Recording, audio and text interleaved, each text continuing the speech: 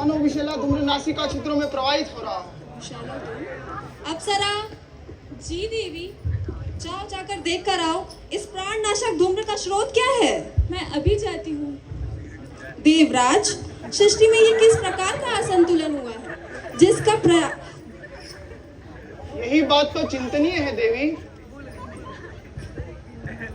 देवराज, ये धुआं तो मृत्यु लोक से आता प्रतीत हो रहा है। मृत्युलोक से? जी देवराज। वहाँ सब सकुशल तो है। इसका उत्तर तो हमें केवल माता प्रकृति ही ज्ञात करा सकती है देवराज। चलिए देवराज, हम माँ प्रकृति का आवाहन करते हैं। चलिए।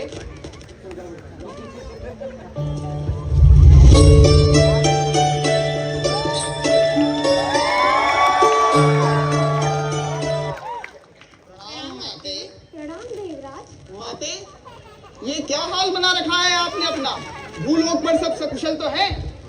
हाँ माते, आपकी इस दुर्दशा का कारण क्या है? देवराज, मनुष्य दिन ब दिन अपनी तुच्छ कामनाओं की पूर्ति हेतु प्राकृतिक संपदाओं का अनियंत्रित दोहन कर रहा है और दोहन की यह गति क्षमता आगे बढ़ चुका है और इसी शोषण की वजह से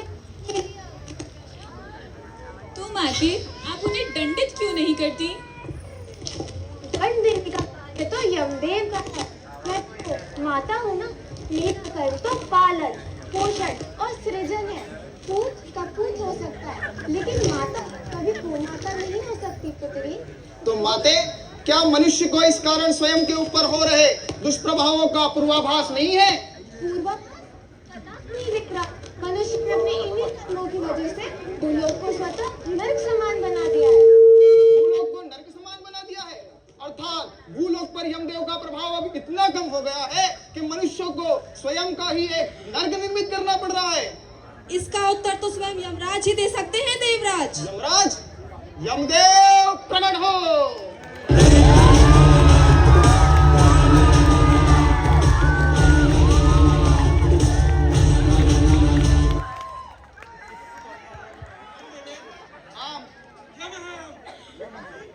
तो कहिए देवराज, अनंत सुखों को भोगने वाले, महाबलशाली, ऐश्वर्यवान, सौंदर्य और यौवन से परिपूर्ण, वैभव के चरम पर आसीन देवताओं के श्लोक में मुझ काल के काल का आह्वान क्यों किया गया? यमदेव, मां प्रकृति के अनुसार यह ज्ञात हुआ है कि भूलोक पर मनुष्यों ने स्वयं का ही एक नरक निर्मित कर लिया है। तो क्या भूलोक पर यमदेव आपका प्रभाव इतना कम हो गया है? प्रभाव कम हो चुका है देवराज। जितना भार इस समय यमलोक के ऊपर है, उतना भार इंद्रलोक के किसी अन्य विभाग पर नहीं होगा। ऐसा क्यों यमदेव? देवराज, मनुष्य अपनी तुच्छ और निकृष्ट कामनाओं की पूर्ति हेतु अंधाधुंध पेड़ों की कटाई कर रहा है। पेड़ों की कटाई कर रहा है, नदी, तालाबों और झीलों में अपशिष्ट पदार्थों का विसर्जन कर रहा है, साथ ही साथ प्लास्टिक और पॉलिथीन का भी अनियंत्रित इस्तेमाल कर रहा है देवराज। नहीं नहीं नहीं नहीं नहीं यमदेव, परमात्मा की सर्वश्रेष्ठ कृति मनुष्य इतना दुष्ट और निकृष्ट नहीं हो सकता यमदेव। तो ठीक है देवराज, चलिए मेरे साथ मृत्युलोक और स्वयं ही अपनी आंखों से देख लीजिए। चलिए देवराज। चलिए।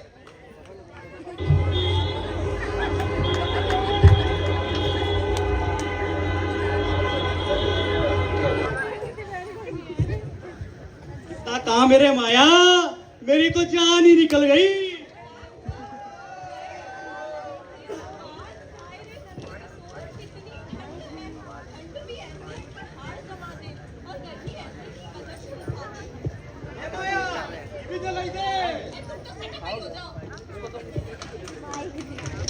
ये तुम क्या कर रहे हो? दिखाई नहीं दे रहा हूँ, क्या कर रहा हूँ? पेड़ काट रहा हूँ। लेकिन क्यों?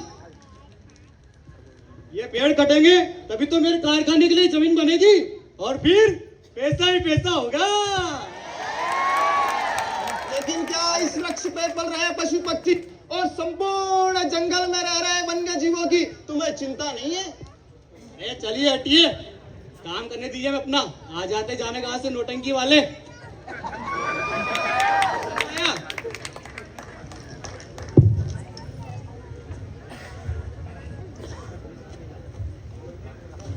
हे तुच्छ मानव, तुम यूं इस प्रकार कचरा क्यों फैला रहे हो?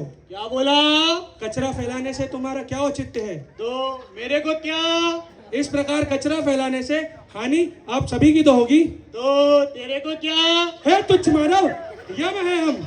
अगर हम चाहे तो अभी खड़े खड़े तुम्हारे शरीर से तुम्हारे प्राण खींच सकते हैं, मगर हम ऐसा बिल्कुल नहीं करेंगे, क्योंकि ये माता प्रकृति के नियमों के विरुद्ध होगा।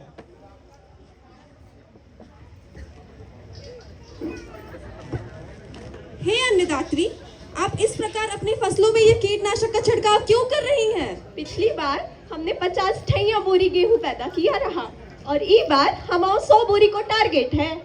किंतु इस प्रकार तो आपकी ही भूमि बंजर हो जाएगी। हुई जाए बंजर, हुई जान दो, जेब में हरियाली बरकरार रहना चाहिए। तो देख लिया देवराज आपने अपनी आंखों से कि भगवान की बनाई हुई सर्वश्रेष्ठ कृति मनुष्य को। हाँ देवराज, देखिए किस तरह ये मनुष्य पथभ्रष्ट हो चुके हैं और मेरे प्रति इनकी क्रूरता चरम पर पहुंच चुकी है। तो अब इसका क्या निराकरण है देवराज? देवी, मनुष्य की ये क्रूरता मुझसे देखी नहीं जाती और माँ प्रकृति की ये दशा देखकर तो मेरा हृदय व्याकुल हो उठा है। इस समस्या का निराकरण तो अब सृष्टि के कण कण में व्याप्त जग में सर्वोत्तम मर्यादा पुरुषोत्तम भगवान श्री राम ही कर सकते हैं। और अभी अभी ज्ञात हुआ है कि भगवान श्री राम भूलोक पर अयोध्या में निवास करने भी आए हैं। अति उत्तम देवराज, तो चलिए हम सब मिलकर प्रभु श्री राम का आह्वान करते हैं। ये जय श्री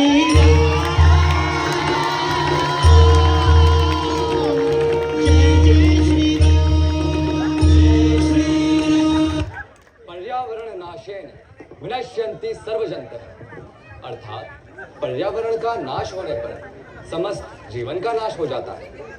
मनुष्य मेरे द्वारा निर्मित सबसे महनीय रचना है, परंतु मनुष्य अत्यंत विचित्र है। इतना विचित्र कि पहले वह मेरे बनाए हुए पेड़ों को काटता है, फिर उन कटे पेड़ों से कागज का निर्माण करता है और अंत में उसी कागज पर लिखता है कि वृक्ष रखाओ और पर्यावरण बचाओ। मनुष्य मुझसे इतना प्रेम करता है, जब मैं यह देखता हूँ तो अत्यंत हर्षित हो उठता हूँ, परंतु मुझे यह जानकर खेद भी होता है कि मनुष्य मुझसे जितना प्रेम करता है उतना मेरे चरित्र का अनुसरण क्यों नहीं करता।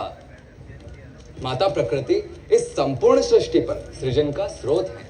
सभी जन्म प्रकृति से पाते हैं और अंत में प्रकृति की गोद में ही लौट जाते हैं। यदि मनुष्य को अपना उत्थान करना है तो उसे माता प्रकृति को वो आदर, सम्मान और प्रेम देना होगा जिसकी उसने हमेशा उपेक्षा की है, क्योंकि मुझे वही प्रिय है जिसे प्रकृति प्रिय है।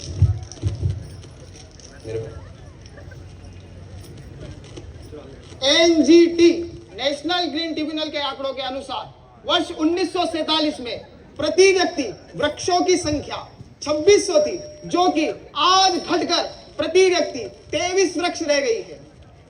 वृक्षों की अंधाधुंध कटाई से प्रति वर्ष 2 से 4.5 अरब की जैव विविधता समाप्त हो जाती है। 70% उद्योगों से निकलने वाला रासायनिक अपशिष्ट सीधे गंगा, यमुना और नर्मदा जैसी बड़ी नदियों में जाके मिला दिया जाता है। Indian institute of soil and water conservation यानी भारतीय मृदा एवं जल संरक्षण संस्था के अनुसार भूजल में 73 प्रकार के रासायनिक उर्वरक एवं कीटनाशक पाए जाते हैं, जिसका प्रयोग हम पीने के लिए भी करते हैं। विश्व में प्रति 10 में से 1 मौत वायु प्रदूषण से होने वाली बीमारियों से हो रही है। पिछले 2000 वर्ष के इतिहास में वर्ष 2023 सबसे गर्म साल रहा। आईपीसीसी यानी inter governmental panel for climate change की रिपोर्ट के अनुसार यदि इस बढ़ते हुए तापमान को जल्द नियंत्रित नहीं किया गया तो आने वाले इस दशक में भारत के 12 शहर जल समाधि ले लेंगे, जिसमें मुंबई, चेन्नई और विशाखापट्टनम से शहर भी शामिल हैं। अगर इस बढ़ते हुए प्रदूषण को कम नहीं किया गया तो सन 2050 तक प्रदूषण से होने वाली मृत्यु में भारत विश्व में प्रथम स्थान पर होगा। तो ये लोग तो समझ गए, क्या आप लोग समझे या मुझे आना पड़ेगा आपको समझाने? यम है हम,